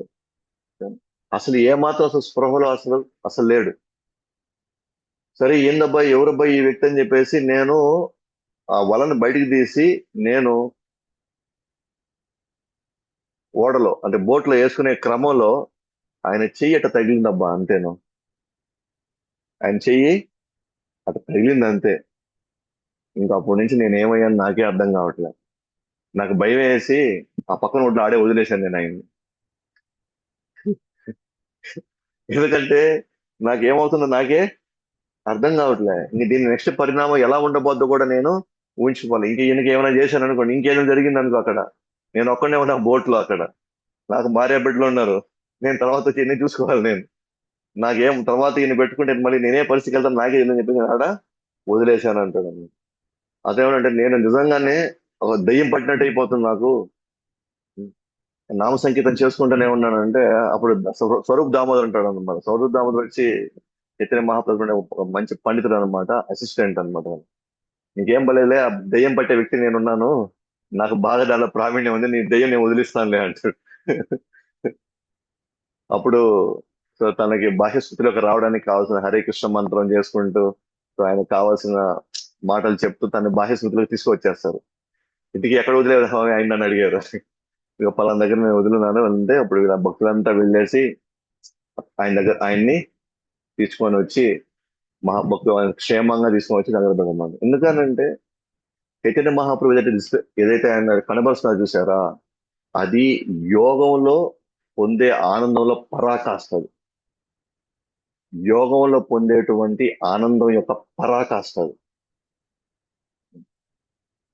అది ఎవరు చూపించగలుగుతారు? భగవంతుడు మాత్రమే చూపించగలుగుతాడు. ఒక సాధకుడు ఆ స్థాయి వరకు వెళ్ళగలుగుతాడు. కానీ ఆ పరాకాష్ట ఎప్పుడు వస్తుందంటే రాధాకృష్ణ యొక్క ప్రేమను పొందిన వాడు మాత్రమే పరాకాష్ఠగలుగుతాడు. ఇంకెవరికి అవకాశం లేదు ఇక్కడ. అందుకే కృష్ణుని యోగేశ్వర అన్నాడు. ఓకేనా? అత్యుత్తమైనటువంటి ఫలితాన్ని ఇవ్వగలుగుతాడు. అండ్ అది రాధారాణి భావంలో ఉన్న వాళ్ళు, అంటే రాధారాణి భావంలో సేవ చేసే వాళ్ళకి మాత్రమే ఈ ఈ యొక్క స్థితిని పొందేటువంటి అవకాశం అన్నమాట. ఓకే. అందుకనే చైతన్య మహాప్రభు వచ్చినటువంటి ఉద్దేశం అయితే ఉందో, అవతారం అయితే ఉందో, ఒక భక్తుడిగా భగవంతుడికి ఎలా సరెండర్ అవ్వాలి, ఏ స్థాయిలో సేవ చేయాలి, ఏ భావంలో సేవ చేయాలి. ఒ- భగవంతుడు ఒక సాధకుడుగా వస్తున్నాడు, ఒక సన్యాసిగా వచ్చి ఒక భక్తుడు ఆ స్థాయికి వెళ్ళాలంటే తన యొక్క వ్యవహార శైలి ఎలా ఉండాలి, తన సాధన ఎలా ఉండాలి, తను ఎటువంటి నియమ నిబంధనలు పాటించాలి, ఇవన్నీ భగవంతుడే దగ్గర ఉండి నేర్పిస్తున్నాడు అనమాట. సో కృష్ణ క్లియర్ గా ఉంది ఎవరు ఏ స్థాయి దాకా వెళ్ళగలుగుతారు, ఒకవేళ వెళ్ళలేకపోతే ఎటువంటి అపరాధాలు చేశారు, వాటిని సవరించుకోవడం ఎలాగా అనేది మనకి ఇక్కడ చాలా క్లియర్ గా ఉందన్నమాట. సో ఎవరో ఏదో చెప్తే, ఎవరో ఏదో అంటే మనం నమ్మిపోయేదానికి ఇక్కడ అవకాశం లేదు. ఎందుకంటే ప్రతి దానికి ఇక్కడ మన దగ్గర స్టాండర్డ్స్ ఉన్నాయన్నమాట ఇక్కడ. సో క్షేమంగా చైతన్య మహాప్రభుకి ఎక్కడ ఎక్కడైనా సరే కృష్ణకు సంబంధించిన ఏదైనా సరే కనిపించింది అనుకోండి, ఇంకా అంతే. ఆయన మర్చిపోతాడు. ఇంకా బృందావనం వాతావరణంలోకి వెళ్ళిపోతాడు ఇంకా. అట్లా. సో ఇంకా ఇంకా చైతన్య మహాప్రభు యొక్క పరిస్థితి చూస్తే దీని మహాసముద్రం అని ఇంకోటి కూడా, మహాతీర్థం అని ఎందుకు అంటారంటే ఇంతకంటే గొప్పది చెప్పాము. ఇక్కడ దీంట్లో ఈ సంప్రదాయంలోనే చైతన్య మహాప్రభు టైంలో ఒక భక్తుడు ఉన్నాడు. ఆయన పేరు వచ్చి హరిదాస్ ఠాకూర్. హరిదాస్ ఠాకూర్ అనే ఆయన పేరు ఇంకొక బిరుదు ఇచ్చాడు అన్నమాట. స్వయంగా చైతన్య మహాప్రభు బిరుదు ఇచ్చాడు. ఏమనంటే నామాచార్య అనే బిరుదు ఇచ్చాడు. నామాచార్య. సో నామాచార్య బిరుదు ఎందుకు ఇచ్చాడంటే ఈయన ఒక్కడు మాత్రమే 24 గంటలు నామం చేసుకుంటూ ఉన్నాడు. నేను చెప్పినట్టుగా 192 రౌండ్లు చేసేటువంటి వ్యక్తి రోజుకి. సో ఈయన ఆఖరి రోజు వచ్చినప్పుడు చైతన్య మహాప్రభు దగ్గరుండి చెప్తున్నాడు, ఇంకా చాలు, నువ్వు జపం చేసింది ఇంకా చాలు, ఇంకా అవసరం లేదు, నువ్వు ఈ నామను సార్థకం చేసుకున్నావు, ఇకనైనా సరే నువ్వు కొద్దిగా నామం తగ్గించి కొంచెం రెస్ట్ తీసుకుంటాడు అనమాట. ఆయనకి కావాల్సిన మెడిసిన్స్ పంపిస్తాడు, ఆయనకి కావాల్సినటువంటి ప్రసాదం పంపిస్తాడు అనమాట.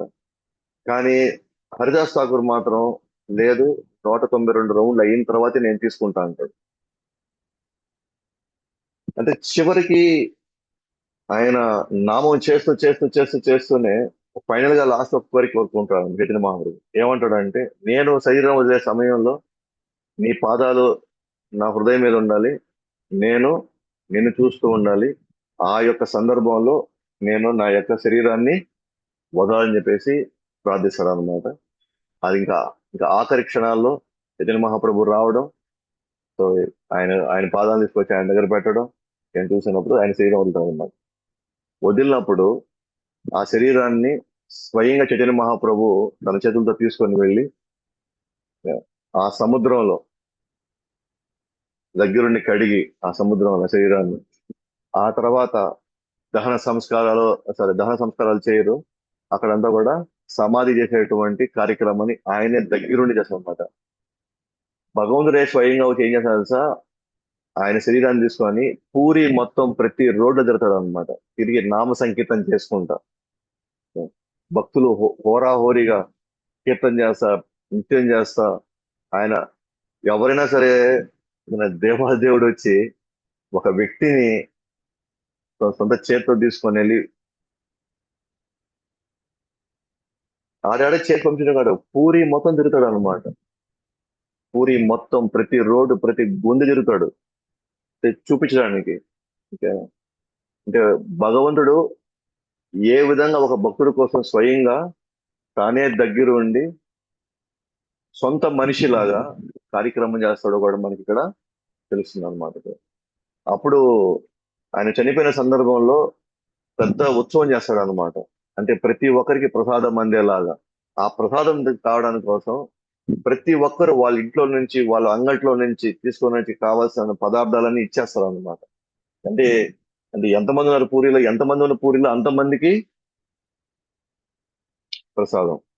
అప్పుడు మనుషులే వాళ్ళకే స్వతహాగా వచ్చేసి స్వయంగా వచ్చి వాళ్ళకి కావాల్సినవన్నీ ఇచ్చారనమాట వస్తువులు. సో అంత పెద్దతం చేస్తారు అనమాట. ఆ తర్వాత అక్కడే సమాధి చేస్తారు. ఆ సమాధి చేసినటువంటి ఆ స్థలం కూడా మనకి సముద్రం ఒడ్డునే మనకు కనబడుతుంది అనమాట. ఇప్పటికీ మనం చూడొచ్చు ఆయన వాడినటువంటి జపమాల ఒకటి ఈ సైజ్ లో ఉంటుంది పూస, జపమాల పూస. సో ఇప్పటికి కూడా హరిదాస్ ఠాకూర్ యొక్క ఇంకొక ప్లేస్ మన సిద్ధబొక్కులు అని, అది ఇంకోసారి సందర్భంగా చూద్దాం. ఇప్పుడు మనం సముద్రం అని చెప్తున్నాం కాబట్టి ఈ లైన్ తీసుకువచ్చాము ఇక్కడ. సో ఆ సముద్రం పక్కనే ఆ హరిదాస్ ఠాకూర్ సమాధి ఉంది. ఆ సమాధిలోనే ఆయన యొక్క జప జపమాల వాడింది కూడా అక్కడే ఉందన్నమాట.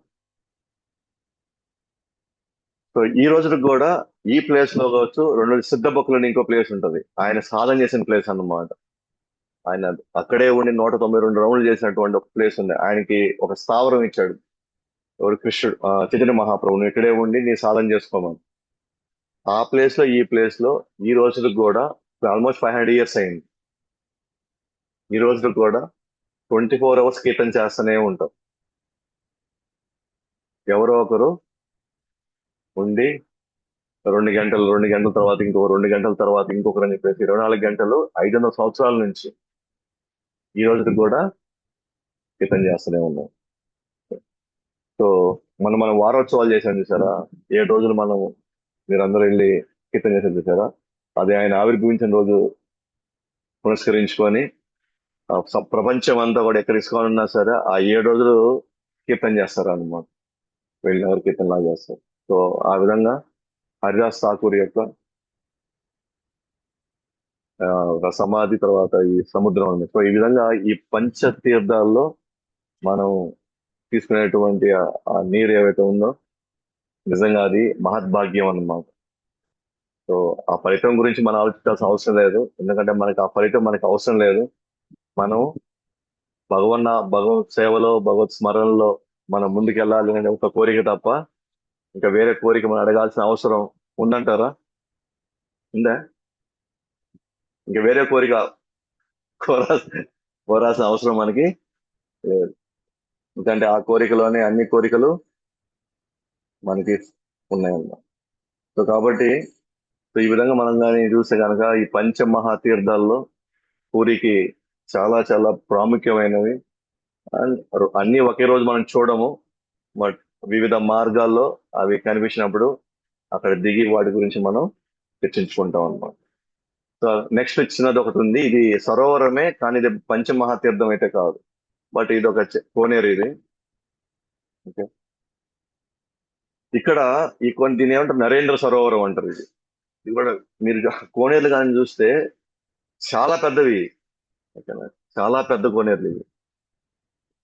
అది ఈ రోజుల్లో ఇవన్నీ కట్టే అవకాశం అసలు లేదనమాట ఇది. సో ఈ నరేంద్ర సరోవరం అంటే ఇది ఏంటి అని అంటే, జగన్నాథుడికి విపరీతమైన ఎండ వచ్చినప్పుడు, ముఖ్యంగా అక్షయ తృతీయ తర్వాత 21 రోజులు చందన యాత్ర చేస్తారు కదా. చాలా మందిలో చందన యాత్ర చేస్తారు, చందనం పూస్తారు విగ్రహాలకి. ఎందుకని? ఆ వేడి భగవంతుని తట్టుకోలేడు కాబట్టి వాళ్ళకి ఆ చందనం పూసి పూజ చేస్తారు అనమాట. కానీ జగన్నాథ్ పూరిలో ఆ 21 రోజులు జగన్నాథ్ మందిరం నుంచి జగన్నాథుడు స్వయంగా ఉత్సవ రూపంలో బయటకు వస్తాడు అనమాట. ఉత్సవ రూపంలో బయటకు వచ్చే ఆమె పేరు మదన్ మోహన్, ఉత్సవ రూపంలో. సో అది కూడా పెద్ద ఉత్సవం, 7 రోజులుగా ఈ పంచమహాలింగాలు తర్వాత మదన్ మోహన్, లక్ష్మీదేవి, సో తర్వాత అమ్మవార్లు, సో వీళ్ళంతా కూడా ఒక పెద్ద ఊరేగింపుతో చాలా బ్రహ్మాండంగా మొత్తం కూడా అక్కడంతా కూడా ముగ్గులు గిగ్గులంతా వేసేసి బాగా కీర్తనలతో భజనలతో వాళ్ళు తీసుకొని వచ్చి ఈ నరేంద్ర సరోవరంలో ఆ చల్లటి నీళ్లు, ఆ గాలి వస్తున్నప్పుడు దాంట్లో వాళ్ళు ఆహ్లాదంగా అక్కడంతా కూడా కొంతసేపు విహారం చేయడానికి కావాల్సినటువంటి ఏర్పాట్లు చేస్తారన్నమాట ఆ 21 రోజులు. సో అక్కడ 2 బోట్లు ఉంటాయి. సో ఒక బోట్ వచ్చి రాధా మదన్ మోహన్కి, తర్వాత అమ్మవారికి, మిగిలినవన్నీ కూడా ఆ పంచమహాదేవులకి, శివలింగాలకి, శివుళ్ళు వాళ్ళంతా. సో 2 బోట్స్ ఉంటాయి అన్నమాట. బాగా బ్రహ్మాండంగా పూలతో అలంకరించి లోపల కీర్తనలు నడుమ మొత్తం ఒక విహారం మొత్తం వేస్తారు అనమాట కోనేరులో. ఇది కూడా చాలా అద్భుతంగా జరుగుతుంది. 21 రోజులు పూరిలో ఉన్న వాళ్ళు రోజు వెళ్ళి దీన్ని మనం దర్శించుకోవచ్చు అన్నమాట. సో ఆ విధంగా ఈ నరేంద్ర సరోవరం అనేది అది కూడా ఒకటి చాలా పెద్దది. అది కూడా చూస్తాం, కానీ ఇది పంచమహాతీర్థాల్లో ఒకటి కాదు ఇది. కానీ అన్ని సరోవరాలు ఈ సైజులోనే ఉంటాయి. కానీ వాటిని పంచమహాతీర్థాలని భగవంతుడే స్వయంగా వచ్చి వాటిని నిర్మించడం జరిగింది. సో అందువల్ల ఈ 5 కంపల్సరిగా మనం ఏదో ఒక సందర్భంలో వీటన్నిటిని చూస్తాం అన్నమాట. సో ఆ విధంగా మనం ఈరోజు గుండిచా మందిరం మార్జనం, సో భగవంతుడే స్వయంగా దిగి మందిరంలో ఉన్నటువంటి సేవలు ఆయన చేస్తున్నాడు అని అంటే అర్థం చేసుకోవాలి సేవ యొక్క ప్రాముఖ్యత. ఆ తర్వాత భక్తుల మధ్య ఉన్నటువంటి సంబంధాలు. సో భక్తులు ఎటువంటి వ్యవహారాలు నడుపుకోవాలి ఒకరి మధ్య ఒకరు ఉన్నప్పుడు, ఆ సేవలో వాళ్ళు ఎటువంటి విషయాలు చర్చించుకోవాలి, ఎటువంటి కీర్తనలు పాడుకోవాలి. అంటే అది పనిలాగా అని భావించడానికి లేదు. మనం ఆడతా పాడతా మనం చెప్పాను. అందుకే నేను ప్రతి సందర్భంలో అంటా ఉంటా, హరే కృష్ణ మంత్రం చేసుకుంటా చేయండి అని, లేకపోతే ఏదో ఒక లెక్చర్ వింటా కూడా మీరు చేసుకుంటూ ఉండండి. అంతేగాని లేకపోతే మనం చేసేది మనకి పని పని పని అనే ఈ భావన వస్తుందే కానీ మనం సేవ చేస్తాం అనే భావన మనకి ఎప్పటికీ కలగదన్నమాట. సో ఆ విధంగా మనం గుండిచా మందిరం మార్జనంలో మనం చైతన్య మహాప్రభు స్వయంగా వచ్చి భక్తులు ఎంకరేజ్ చేయడం, ఎవరైనా భక్తులు సరిగ్గా చేయకపోతే వాళ్ళకి ప్రసాదం పంచిపెట్టమని చెప్పి దండని ఇవ్వడం, అంటే అన్ని ఎంకరేజ్ చేయడం అనమాట. ఈ సేవలో ఇంకా ఇంకా పాల్గొనమని చెప్పి ఎంకరేజ్ చేయడం. సో ఆ విధంగా మనం చూస్తే కనుక మందిరం మార్జనం అంటే మందిరం మార్జనం అంటే మన హృదయాన్ని మనం క్లీన్ చేసుకోవడం మనం. ఓకేనా? అది ఇంకొక మనం చెప్పొచ్చు, హరే కృష్ణ మంత్రం కన్నా, భగవద్గీత భాగం చదవడం కన్నా, గొప్ప గొప్ప తపస్సులు, గొప్ప గొప్ప యజ్ఞాలు, ధ్యానాలు చేయడం కన్నా కూడా భగవంతుడి సంబంధంలో చేసేటువంటి ఏ కార్యక్రమం అయినా సరే, ఓకే, ఖచ్చితంగా దాని యొక్క ఎఫెక్ట్ వేల వేల రెట్ల ఎఫెక్ట్ ఉంటుంది అనమాట. ఎందుకంటే అది ఎమోషన్ తో కూడుకున్నది. సో ప్రతి మనిషి ఎమోషన్, అండ్ భగవంతుడు కూడా పర్సనల్ గా వ్యక్తిగతంగా ఉన్నాడు కాబట్టి మనం చేసే ప్రతి విషయం కూడా ఆ లో అంతే విధంగా ఉంటుంది. ఆ స్థాయిలో మన మీద ప్రభావం చూపిస్తుంది అనమాట. ఓకే. సో అట్లా మనం మందిరం మార్జనం గురించి మాట్లాడుకున్నాం. ఆ తర్వాత పంచమహాతీర్థాల గురించి మాట్లాడుకున్నాం. సో ఇంకా రేపు అట్లా పంచ మహాదేవులు ఉన్నారు, శివుళ్ళు, అలాగే ఆ పంచ మహాశక్తులు ఉన్నాయి, అలాగే పంచమహా హనుమంతుల వారు ఉన్నారు. బట్ అన్నీ ఈరోజు ఉన్నాయా అంటే అన్నీ లేవు. బట్ కొన్ని మాత్రం బాగా మెయింటైన్ చేసేట్టు ఉన్నారు. సో మనం వాటిని రేపు వాటి గురించి చర్చించుకుంటాం. శ్రీల ప్రభుపాద్ కీ జై, అనంత కోటి వైష్ణవ వృంద కీ జై, భగవద్వాణి శ్రీమద్ భగవద్గీత కీ జై.